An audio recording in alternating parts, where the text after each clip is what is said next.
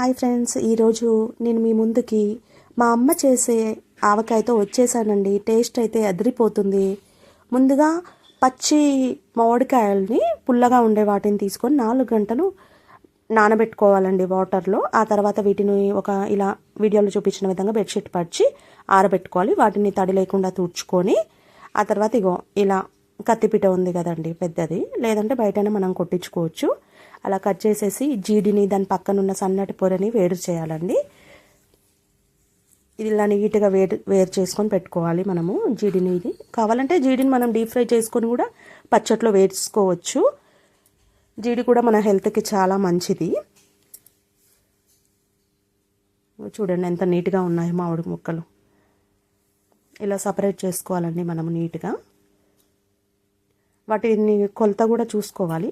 అలాగే ఒక పెద్ద గిన్నె తీసుకొని స్టవ్ మీద పెట్టేసి అందులో ఒక 2 కేజీల ఆయిల్ వేసుకొని ఆవాలు, జీలకర్ర, ధనియాలు వేసుకొని చిటపటమనే వరకు ఉంచి స్టవ్ కట్టేసేయాలండి.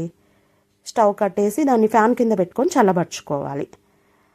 అలాగే ఇంకొక పెద్ద గిన్నెలో ఒక 2 కేజీల ఆవపిండి వేసుకొని ఒక 2 కేజీల కారం పొడి, దాంతోపాటు 3 టేబుల్ స్పూన్ల మెంతిపిడి, 2 టేబుల్ స్పూన్ల జీలకర్ర పొడి, 1/2 కేజీ నువ్వుల పొడి, 1 టేబుల్ స్పూన్ ధనియా పౌడర్ వేసుకొని ఉండలు లేకుండా బాగా కలుపుకోవాలండి.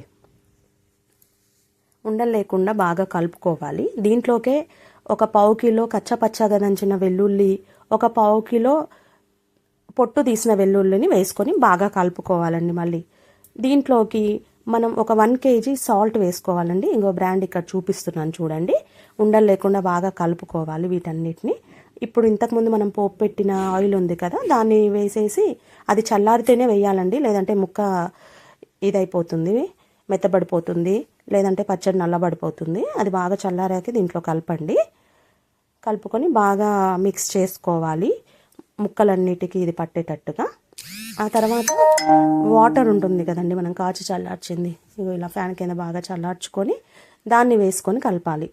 వాటర్ ఎందుకు మనం వేస్తామో ఈ పచ్చట్లో, ఈ ఆవకాయలో అంటే ఈ ముక్కలకి ఉప్పు కారం అన్నీ కరెక్ట్గా పట్టడానికి వేస్తాము. టేస్ట్ కూడా వాటర్ వేస్తే అదిరిపోతుంది. అండ్ మనం ఈ ఆవకాయ ఖరాబ్ కాదు, వాటర్ వేస్తే అస్సలు ఖరాబ్ కాదు. మేము చాలా ఇయర్స్ నుంచి వేస్తుంది మా అమ్మ అయితే, 40 ఇయర్స్ నుంచి ఇదే ఫాలో అవుతుంది. ఇదిగోండి నెక్స్ట్ డేకి ఆయిల్ ఎలా వచ్చిందో.